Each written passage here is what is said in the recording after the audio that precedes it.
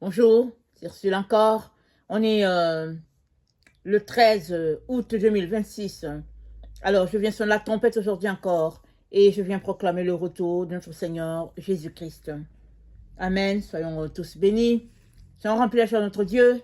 Alors, je viens parler de Je suis à mon bien-aimé à moi. Cantique des Cantiques 2, le verset 16. Amen.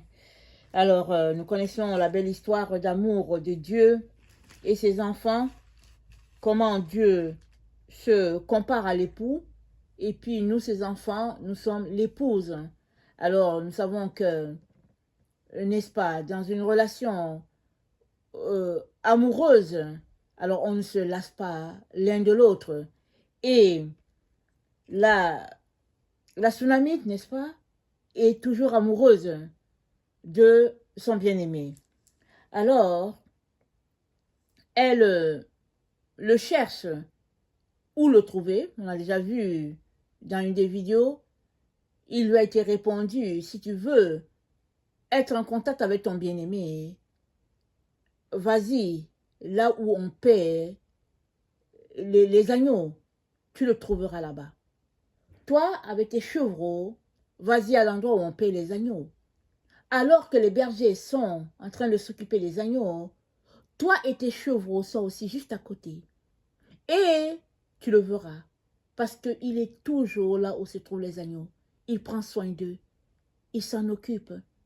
Et c'est le conseil que Dieu a pour chacun d'entre nous.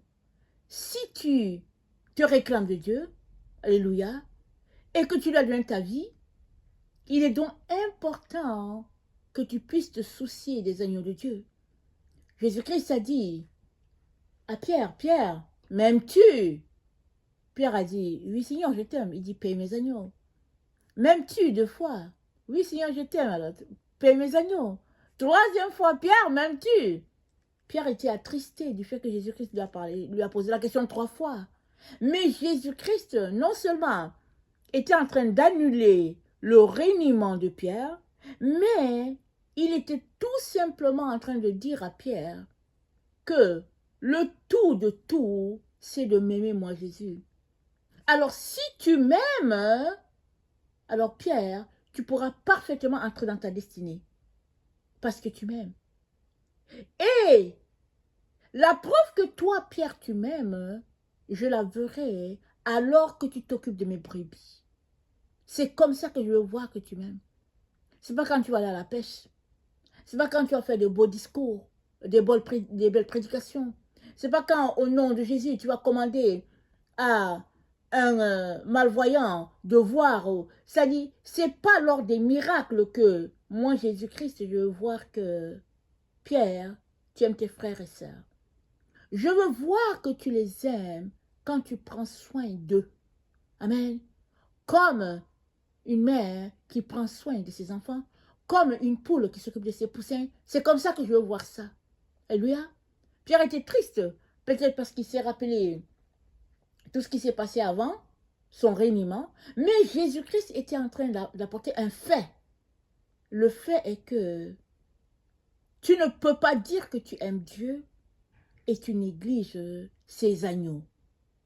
Alors, si tu as donné ta vie sur la base du fait que tu aimes Jésus, alors la seconde étape serait que tu demandes à Dieu où sont tes brebis. Où sont-ils? Et il te dira où sont tes brebis. Et tu les feras sortir. Tu marcheras devant eux.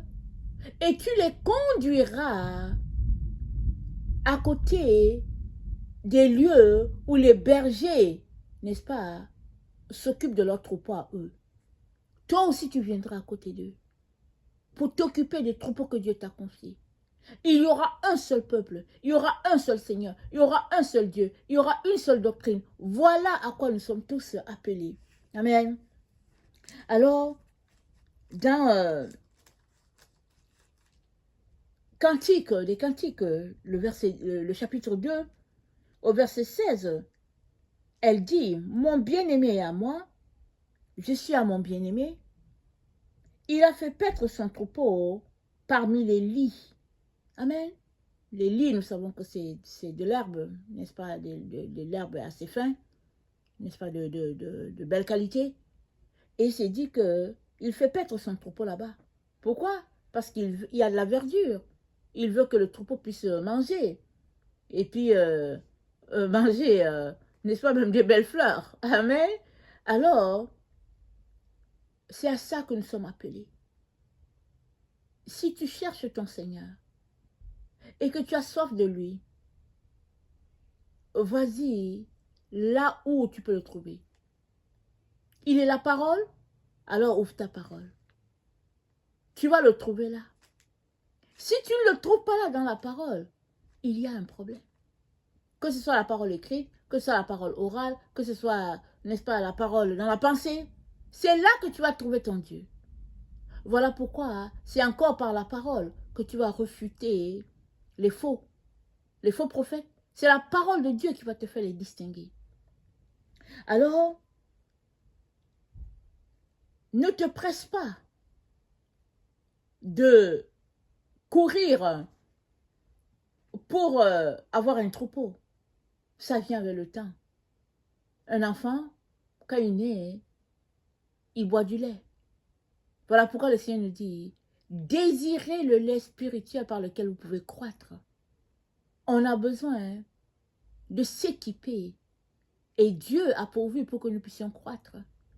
Quand Paul a donné sa vie au Seigneur, bien qu'il était un érudit et qu'il connaissait les Écritures à son niveau, Paul est resté 3 ans, coupé de tout le monde, afin de saisir ce qui lui est arrivé d'abord et afin de mettre les Écritures ensemble. Parce que dans la secte pharisienne d'où il a été formé, n'est-ce pas, il a été formé dans un certain légalisme. Et Jésus était tout simplement quelqu'un qui détournait les autres.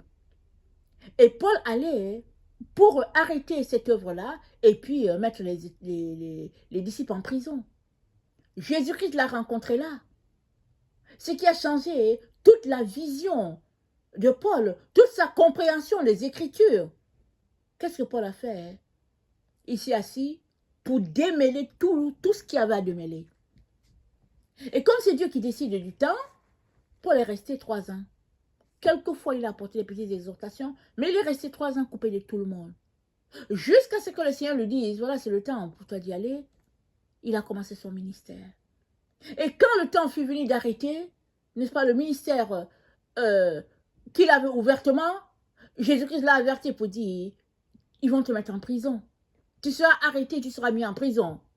Mais ne crains pas, tu seras pour moi un témoignage, n'est-ce pas, devant ces rois, parce que tu vas témoigner jusqu'aux extrémités de la terre.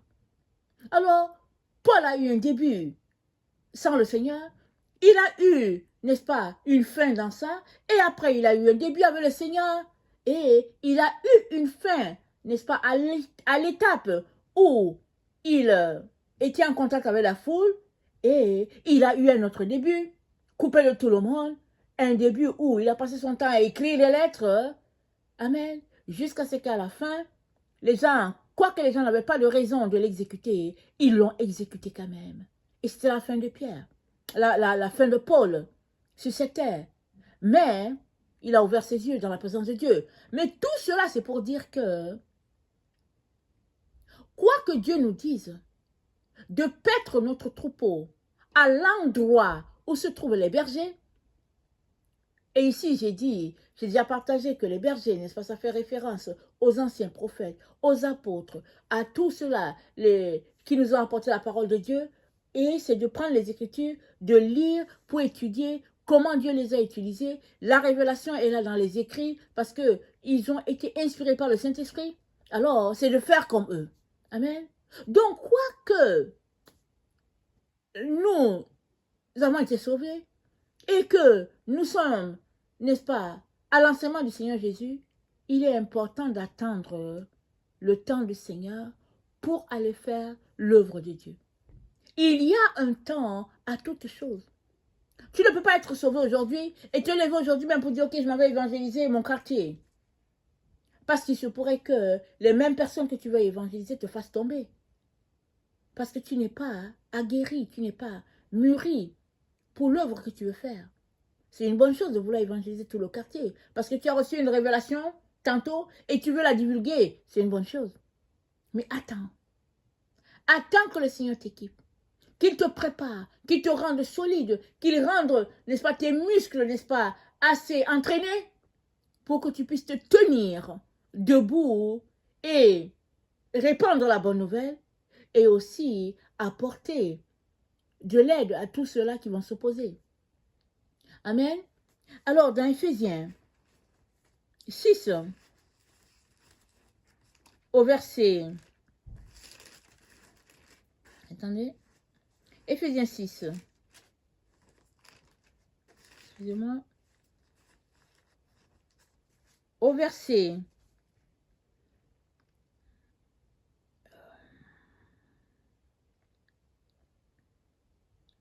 11, c'est dit, revêtez-vous de toutes les armes de Dieu, afin de pouvoir tenir ferme contre les ruses du diable. Et il dit, c'est pourquoi, prenez toutes les armes de Dieu, nous sommes au verset 13, afin de pouvoir résister dans les mauvais jours et tenir ferme après avoir tout surmonté. Après être passé par des épreuves, épreuve après épreuve après épreuve, Dieu te dit, tiens ferme encore. Tu peux t'arrêter pour dire, Seigneur, mais c'est jusqu'à quand? Il te dit, tiens ferme, tiens bon jusqu'au bout. C'est Dieu qui va décréter le bout. Mais toi, ton travail, c'est de tenir ferme après avoir tout surmonté. Les ruses de l'ennemi. Alléluia. Alors, nous sommes appelés à revêtir toutes les armes de Dieu. Et Dieu seul, n'est-ce pas, peut t'équiper, te révéler ce que tu as besoin de savoir, afin de ne pas tomber dans les pièges de l'ennemi. Amen. Alors, dans Jérémie, regardons plutôt le texte de Osée. Dans Osée 6 au verset 1, c'est dit, venez, retournons à l'Éternel, car il a déchiré, mais il nous guérira. Il a frappé, mais il bandera nos plaies. Il nous rendra la vie dans 2 jours. Le 3e jour, il nous relèvera et nous vivrons devant lui. Connaissons, cherchons à connaître l'Éternel. Sa venue est aussi certaine que celle de l'aurore. Il viendra pour nous comme la pluie du printemps qui arrose la terre. Cherchons à connaître l'Éternel. Retournons à lui. Il viendra comme la pluie du printemps. Comment vient la pluie du printemps? La pluie du printemps vient comme par surprise. Parce que c'est l'hiver. On a passé l'hiver, n'est-ce pas, cloîtré. Vraiment, c'est comme si tout est arrêté sans vie parce que c'est le froid et tout. Et les gens sont toujours dans cette attitude-là. Et les gens, n'est-ce pas, se mettent à prêter le sol pour la prochaine, pour la plantation, pour les semailles, tout ça. Et subitement, la pluie vient. La pluie du printemps est toujours le bienvenu parce que les gens, parce qu'elle annonce la vie. Elle annonce que bientôt, il y aura de la verdure un peu partout. C'est ça la pluie du printemps. Et le Seigneur nous dit, cherchons l'Éternel. Allons-y à lui. Parce que sa venue sera comme par surprise, mais sa venue va nous redynamiser, va nous donner la vie, la joie, de l'entrain. C'est ça que le Seigneur nous dit. Et qu'est-ce que sa venue a à voir avec les brebis? C'est que il vient, n'est-ce pas, pour vivre au milieu de nous, mais aussi pour prendre soin de ses agneaux. Alors qu'il est absent, il a confié, n'est-ce pas, à tous ses serviteurs de prendre soin des agneaux, c'est-à-dire toi et moi. Alors, c'est notre travail.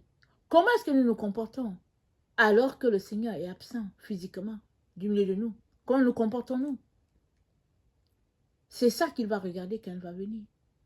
Parce que si le maître est présent ou s'il est absent, si tu l'aimes, ce n'est pas un problème qu'il soit là physiquement. Tu vas prendre soin des agneaux. Parce que tu sais que c'est ce que ton père t'a confié, ce que ton maître t'a confié. Mais si tu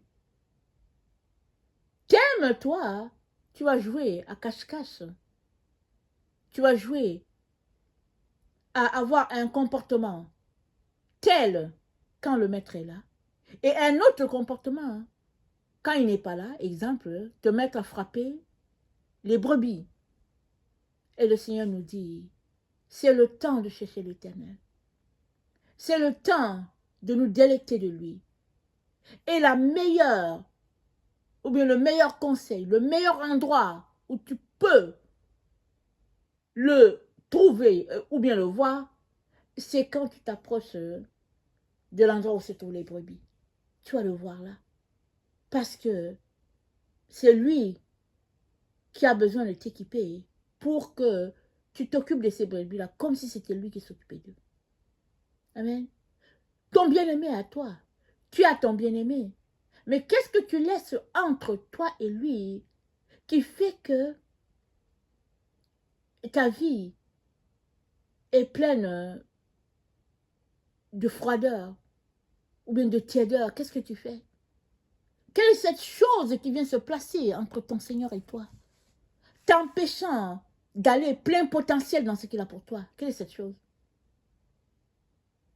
Prie que le Seigneur t'aide à l'identifier et que tu puisses te consacrer corps et âme à l'œuvre de Dieu. Parce que, a dit Jésus, mes brebis entendent ma voix. Elles ne suivront pas un étranger, elles entendent ma voix. Tu es la brebis du Seigneur. Tu entends sa voix. Et sa voix, c'est quoi pour nous? C'est de nous préparer. Amen. Sa voix pour nous, c'est de nous préparer dans ce temps où nous sommes. Alors prépare-toi. Laissant de côté toutes ces choses que tu aimes. Te concentrant à ce que le Père aime, c'est-à-dire prendre soin de ses agneaux. Alors que tu t'occupes à prendre soin des agneaux de Dieu, Dieu va s'occuper à prendre soin de toi et à tout ce qui te concerne. Amen. Que le Seigneur bénisse sa parole. Si tu n'as pas encore donné ta vie à Jésus, voici l'occasion de le faire. Parce que c'est en confessant de la bouche qu'on parvient au salut. Ouvre ta bouche. Dis au Seigneur combien tu regrettes de l'avoir négligé. Appelle-le au secours. Il va venir établir son règne en toi. Parce que tu as accepté qu'il est mort pour toi au Golgotha. Et maintenant, plaçant ta foi dans ce que Jésus-Christ a fait pour toi, lui, il peut venir faire sa demeure en toi et te permettre de jouir de tout ce que Dieu a préparé d'avance pour tous ceux-là qu'il aime. Amen. Que le Seigneur bénisse sa parole et que sa joie soit notre force en ce jour. Amen. Alléluia. Amen et amen.